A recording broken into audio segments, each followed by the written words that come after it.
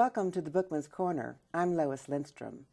Since the collapse of the Soviet Empire in the early 1990s, we've learned a lot about communist tactics used by the Soviet Russian government against the West, particularly against the United States, in the long struggle called the Cold War. But all of this information hasn't been readily available until now.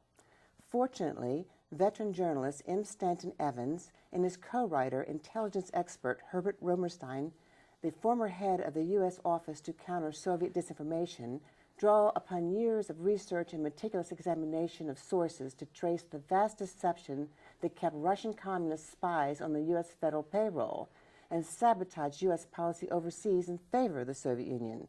Their book explains that while President Franklin Roosevelt's health and mental capacities greatly weakened during World War II, his top aides exerted pro-communist influences on U.S. policy that led to massive breaches of internal security in the United States and the betrayal of free world interest.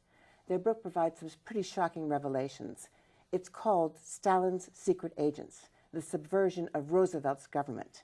And with us today in the studio is co-author Stan Evans to discuss his new book. Why did countless officials of President Roosevelt's administration turn a blind eye to the penetration problems of agents in our government?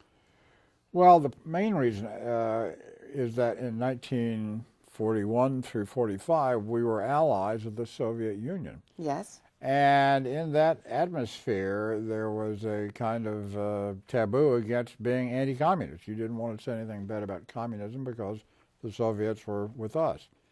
And that permeated the whole atmosphere of Washington at that time and created a perfect entree for communists to enter the government, which they did. And in huge numbers, right? I mean, they were in all... Hundreds, and maybe more than hundreds, but certainly hundreds. And they're in the major agencies, and were they in the White House? There were at least two Soviet agents in the White House, we know, or people in contact with the Soviets. Okay. One was Lachlan Curry, okay, who was a top aide to President Roosevelt, and a man named David Niles, who was a top aide to Harry Hopkins, who was the #1 advisor to Roosevelt. There were probably others, but those are the two we know about. But they were in the State Department, the Treasury Department, the wartime agencies, the Office of Strategic Services, Office of War Information, Department of Commerce, even the Defense Department, or then called the War Department. And they were very high up in many cases. It had tremendous influence then, right? They did. And go ahead. Well, I was going to say, how extensive was the infiltration and how much do we know about it? I mean, is it... It was very extensive, as we're discussing. We now know a lot about it nobody knew back then, because since the collapse, as you mentioned, the collapse of the Soviet Union, we have access to records that were not available back in the day. Okay, so now they're opening up and... Some to some degree. But still some secret, right? Still some... Oh, many. Okay. But we now have access to the FBI files. Okay. Or at least some of them. I have a lot of them myself. And the FBI was tracking these people back then, back in the 40s, and those files were not available for 50 years in many cases under Freedom of Information. Sure. We have the transcripts of intercepted communications called the Venona Papers, which is just a code name that they use, which were messages between the Soviet bosses in Moscow and their agents over here. Our code breakers transcribed these and figured out the meaning of many of them and the names of many suspects in the government at the time. This was in the 40s. But these transcripts were not made available until 1995. So only now, and then the Soviet archives also reflect some of this, do we have some of this information we didn't have then. Yes, and of course these people probably have retired or left. Most of them are deceased. Deceased, exactly.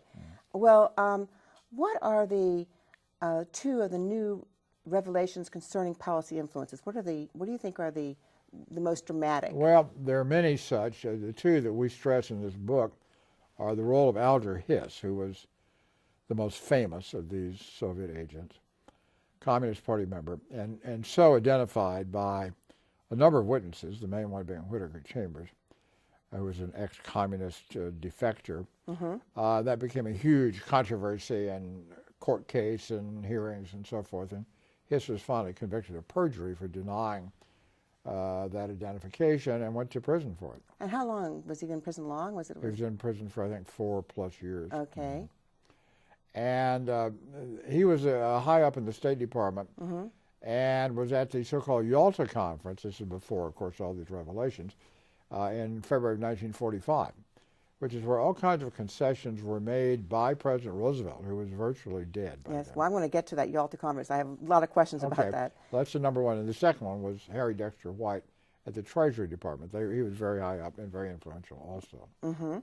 Now, did the U.S. have a large network of spies in the former Soviet Union in the 1940s? No. No, we didn't. No. So we didn't know what was going on there, right? Well, we never had a network there. We had occasionally, later in the Cold War, we had individual contacts. But that's a different society. It was different, still is different. And that over there, the penalty for being a spy was to be basically killed. Right. And so it was kind of a deterrent. That's right. That would be. Very different from here, where you go to prison for a few years. Yes, and then that's right. Well, what about J. Edgar Hoover, the director of the FBI, and his team? Were they aware of the extent of Soviet spy penetration of our government in the 40s? To some degree they were, yes. They were following a lot of this stuff back before it became fashionable. They were doing it even during World War II. The FBI was probably the one agency of government that really was paying attention to these matters in the war years. And Hoover, in my estimation, I didn't know this going in, but I came to believe it, was a great hero. J. Edgar Hoover was probably the one person, more than any other in all this history, who actually stood in the way of communist infiltration. Really? Yes, he was very thorough. He knew what they were up to. He fought them, and he kept very good records of what they were doing. Okay. And a lot of my information comes from the files. His files, okay. There are hundreds of thousands of pages of these things. Well, they're FBI files. Right, right. And I have a lot of them, and that's where some of this book came from. Fantastic, fantastic. Well, to me, it was shocking to read in your book that the lapse of U.S. security allowed the theft of our atomic weapons secrets, radar, jet propulsion, and other military systems during the 1940s. I mean, how did that happen, that all these incredible secrets and all the economic impact of that? Well, what happened was some of it was not even spying. They were just given stuff. During the war, the Soviets sent all kinds of people over here to go into our war production facilities and to share information. They were given stuff. And they, of course, built on top of that to get even more stuff. And they were not being hindered. They were not being prevented. It was a wide open situation. Market, yeah, that's right. We're being given the information. Well, right. I thought it was also interesting. You described the Russian-Japanese relationship during World War II. You wrote that the Russians were assisting the Japanese against the Allies during World War II because of a neutrality treaty that Russia had with Japan. Yeah, the way it worked was that the Russians were experts at maneuver, and they sat out the Pacific War. People don't realize this. They did nothing, right? They did worse than nothing, because as you just said, they actually aided the Japanese, according to the OSS data that we have, by getting Lease was being shipped by the Pacific to Russia from us. They diverted, the Russians, some of this Lease stuff to the Japanese in exchange for stuff they wanted from the Japanese. So they not only did nothing to help fight the Japanese, but they actually assisted the Japanese according to this information. They then got into the war in August of 1945. This is ancient history for your viewers. 5 or 6 days before it ended. Right. That's when they got into it. Right. I think 5 days is accurate. I say 5 in the book. And that they thought entitled them to help dictate what happened in Japan after we fought for 4 years. And all the money we spent. And the lives. And the lives. The lives that were lost. And they were given all kinds of stuff to get them into that war by Roosevelt at Yalta. Incredible, incredible. Oh, I want to get to Yalta. The other thing I thought was interesting was in the early part of your book, you talk about the importance of U.S. businessman Armored Hammer and his Yes. dealings with the Soviet Union cannot be overstated, and that other American companies followed in his footsteps in keeping the Soviets economically afloat for a span of nearly 7 decades. Correct. So was this encouraged by the FDR administration? I mean, were they? Yes, it was. And not just FDR. It went right on up to the Nixon years and so forth. It wasn't just partisan. It was bipartisan. Because businessmen wanted to do this. They wanted a market. So Armand Hammer was not really a businessman. He was a Soviet agent. Yeah. But Armand Hammer was the son of a man named Julius Hammer, who was Okay. a Russian immigrant, communist leader in the Communist Party in the 1920s. And Armand Hammer represented his father, went to Russia in 1921 and met with Lenin. Okay. And was basically given the assignment by Lenin, the leader of the Communist Soviet Union, to open this door to trade from the United States to Russia so Russia could sustain its economy, because their economy has never been self-sustaining. That's right, that's right. They wanted credits, they wanted aid, they wanted technology, and Armand Hammer was the sort of the pioneer of that. And a bunch of people followed in his footsteps for the next 6 or 7 decades, and basically did keep the Soviets afloat. So it was a very important initiative on the part of Lenin. Well, let's go back to the early days of the Soviet Union. I mean, what stimulated FDR's decision in the fall of 1933 to recognize the Red regime in Moscow? Because wasn't it, there were 2 factions fighting for power then, right? Well, no, by not by the 30s. By 1933, the Soviets were in control. They got in control 1917, 18, 20. Right. By 1921, they were in control. Right. But the American government refused to recognize them. Okay. Woodrow Wilson wouldn't recognize That's right. them, and all the intervening administrations would not recognize, but Roosevelt did. And it was part of the whole progressive mindset. Roosevelt, it's hard to know what motivated Roosevelt at any given time. He's a very strange person, I think. But I think he believed that he could work with them, that there would be benefits to the United States, and that they had this agreement that they wouldn't interfere, the Soviets, all of which they broke. They violated that. But it was also, he was surrounded by people of that ilk. Okay, that thought that was okay to... Harry Hopkins was a good example of that. Right. And there were others in the administration who were very much inclined to be pro-Soviet. Right, and of course there was a Communist Party in the United States in the 1930s, right? It certainly was. So it was very active and well, it was also, I'm glad you asked that, because the communists then were going through a charade in which they let it be believed that they were really just progressives and peace-loving democratic reformers. And there were a whole bunch of these so-called front groups, which were run by the communists but were nominally not communist, that fooled a lot of people into thinking, well, this isn't too bad. And that atmosphere contributed to, why don't we just go ahead and recognize the Soviet Union? Also, there was a lot of disinformation about what the Soviet Union was doing. They would kill people and starve people to death. And the people in the West didn't hear about that, right? They heard the opposite. They heard the glories and the wonders of the Soviet Union. Right, right. And so that was a huge part of the problem. You know, the Yalta Agreement was very pro-Soviet. I mean, I was shocked to read in your book that the West sent 2 million captives to their doom in the Soviet Union at the end of World War II. I mean, did the U.S. media express any interest in that? No. In fact, nobody knew about it. It was a secret agreement. And it was signed as an alleged just military measure to exchange prisoners. But in fact, the purpose of it, plotted by Harry Dexter White and others in the government, was to turn anti-Soviet refugees back over to the Soviets, which happened. And it actually happened. Well, that's a humanitarian crisis. I mean, it certainly happened. It did. Yes. Wow. Well, now, what is the role of the American Whittaker Chambers? I mean, he was one of the earliest native-born recruits of the Soviet Union, right? Yes. Most the context for this is, in the early days of the Communist Party of the United States, most of their leaders and most of their members were foreign-born. Okay. And they were, in many cases, not even good speakers of English. So their chances of infiltrating the federal government or any other major institution were very meager. And they needed a cadre of native English speakers who could blend in. Sure. And this developed in the 30s. Chambers was one of the earliest because he'd gotten into the 20s.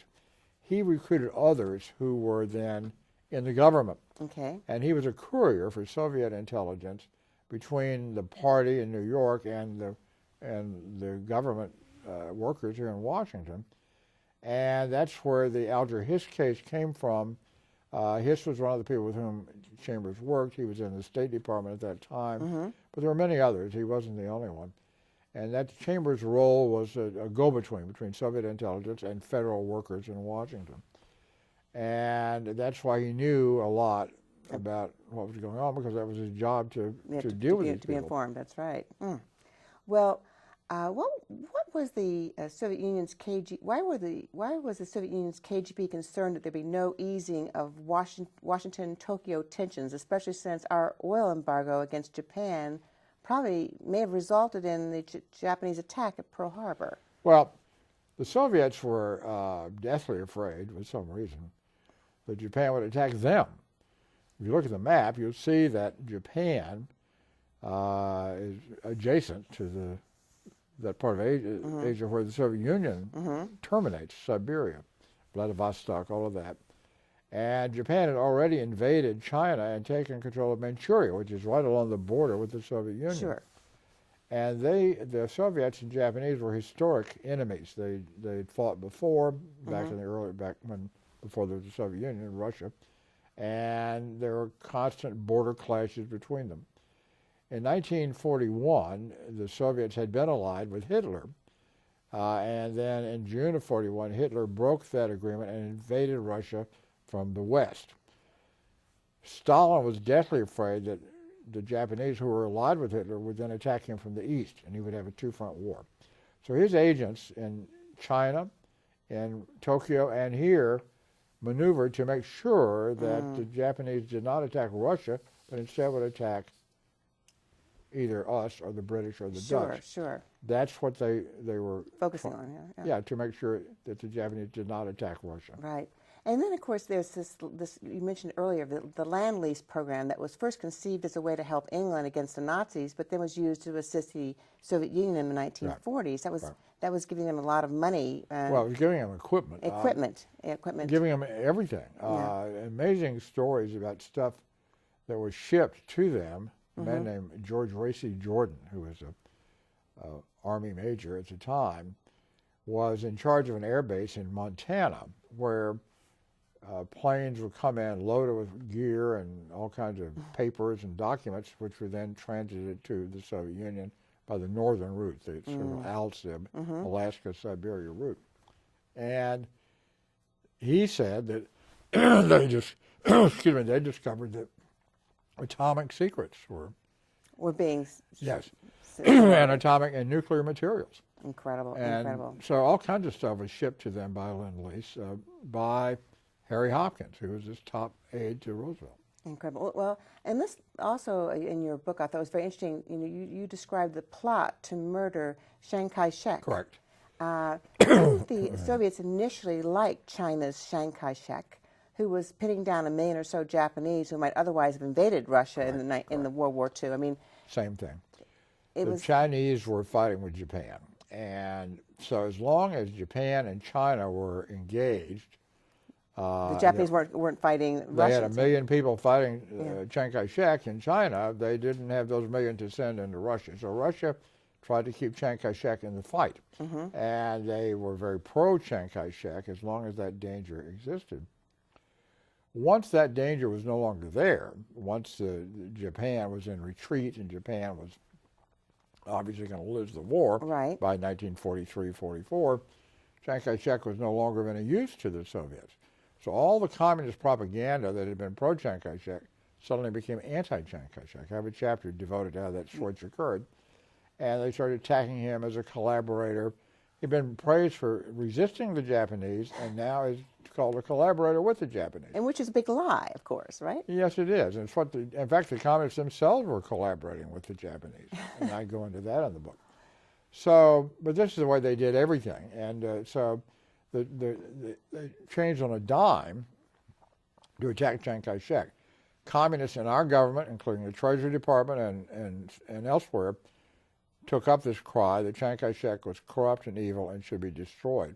this culminated not only in the withdrawing of aid from Chiang Kai-shek, but by the Treasury Department, 2 Soviet agents did that, and in the State Department and others withdrawing aid from Chiang Kai-shek. It's amazing to me. Our own government basically withdrew the support for someone who was pro-freedom in China. Correct. And well, pro-freedom might be. Chiang Kai-shek was no panacea, I guess. Well, it was a one-party government, but he was a lot better than a communist, and certainly was trying to move toward a democrat. And if you look at Taiwan today, which is where Chiang Kai-shek wound up, that's right. Compare Taiwan to mainland China. That's the difference. That's what you would have had in China if Chiang Kai-shek had not been overthrown. But that culminated in a plot to assassinate Chiang Kai-shek, and that's what you're referring to, and we talk about it in the book. Yes, it's very interesting. And then, how did members of the U.S. media help the Russian communists? Was it? The media were as penetrated as the government. It was, okay.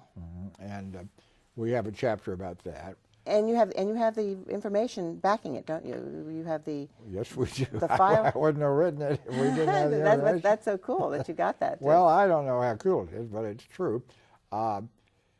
There were lots of people. We talk in the there's a famous columnist named Drew Pearson, who's a very well-known journalist in his day, who was constantly fighting against the anti-communists in the government. He was the most influential columnist of the day. He must have had 500 or 600 newspapers. He had a radio show. Not one, but 2 of his reporters were communists. We now know this. One was named David Carr, K-A-R-R, who worked later with Arm & Hammer, by the way. Okay. Tie in there. And another one was named Andrew Older. And this is all in sworn testimony and confirmed by other records. So here you have the most influential journalist in America as 2 communists as his reporters. And he's totally unaware then. He's absolutely. I don't think he had a clue. He didn't have a clue. Okay. Just, and I may add one footnote to that. One of his other reporters was Jack Anderson, who's a more recent vintage. And Jack Anderson, who was not a communist, confirmed that Andrew Older was. Really? He knew this. Yeah. Okay. So that's not just some charge. That is amazing. It's amazing. Well, you know, one of the things I found fascinating about your book was the fact that FDR's planners, White and Morganthal, his Secretary of Treasury, wanted to punish the German people at the end of World War II. Big time. And they were, you know, of course, at the end of the war, the Germans were dealing with famine and their cities had been destroyed. And weren't they considering the idea of mass executions of hundreds of Germans? Thousands. Thousands. Well, how many? What we have are the so-called Morganthal Diaries. Okay. Henry J. Morganthal Jr. was the Secretary of the Treasury under Roosevelt for many years, close to Roosevelt. They both lived up in Hudson Valley, New York, neighbors up there. And Morganthal, as number 1 aide, was this Harry Dexter White, who was a Soviet agent. Morganthal did not know this, but he was. And the plans that they made are spelled out in these diaries of Morgenthal's meetings with his staff, which were transcribed by a secretary, stenographer, who could keep it like a court stenographer. So there's a huge volume of these discussions. And in these discussions, they're talking about what to do with Germany after the war's over.